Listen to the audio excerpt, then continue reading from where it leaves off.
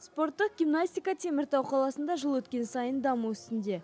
Шаһарымызға спорттың бұл түрі гимнастика келгелі. Жаттықтырушы Ренат Забиров өз командасымен бірге жүздеген жарыстарда өнер көрсетіп келеді. Ал Теміртау қалалық спорттық гимнастика және акробатика мектебінің тәрбиеленушілері бірнеше облыстық және республикалық беделді жарыстардан жүлдемен оралған болатын.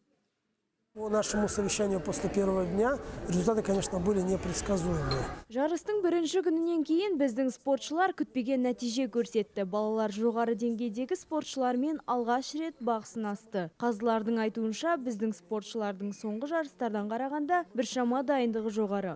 Бұл әрине бізді қуантады.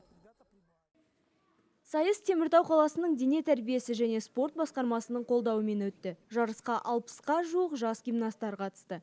Байқаудың негізгі мақсаты Теміртау қаласындағы спорттық гимнастиканы танымал ету ғана емес, сондай-ақ спортшыларды 10 және 13 желтоқсан аралығында Астана қаласында өтетін Қазақстанның жастар чемпионатына дайындау. Бұл сайыста спортшылардың дайындығы спорттық деңгейлері де анықталатын болады. Осы сайыста өзін жақсы қырынан көрсеткен спортшылар алдағы чемпионатта бақ сынайды. Өткен жарыста жаттықтырушы басқа спортшылардан қарағанда Никита Сорокин, Ангеляр Кузьминых, Роман Рогожин, Игорь Ильков тамаша өнер көрсеткенін атап өтті. Сондай-ақ жоғарғы топтардағы Диас Исмаканов, Кирилл Пурикин, Александр Шитовтың да өнерлерін айрықша бағалады. Глеб Ширман, Карим Майер атты жас спортшылар да жоғары нәтиже көрсетті. Аға жаттықтырушы Ренат Забировтың айтуынша, жарыстың ұйымдастырылуы жоғары деңгейде өткен. Сайыс жеңімпаздары мен жүлдегерлері медальдар, мадақтау қағаздары және кәдесыйларға ие болып, қатысушылар сертификаттармен марапатталды.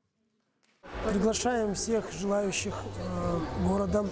Барлық қала тұрғындарын спортпен айналысуға шақырамыз. Балаларыңызды біздің спорттық гимнастикаға алып келіңіздер. Бұл спорт түрі сіздерге де ұнайтынына сенімдіміз.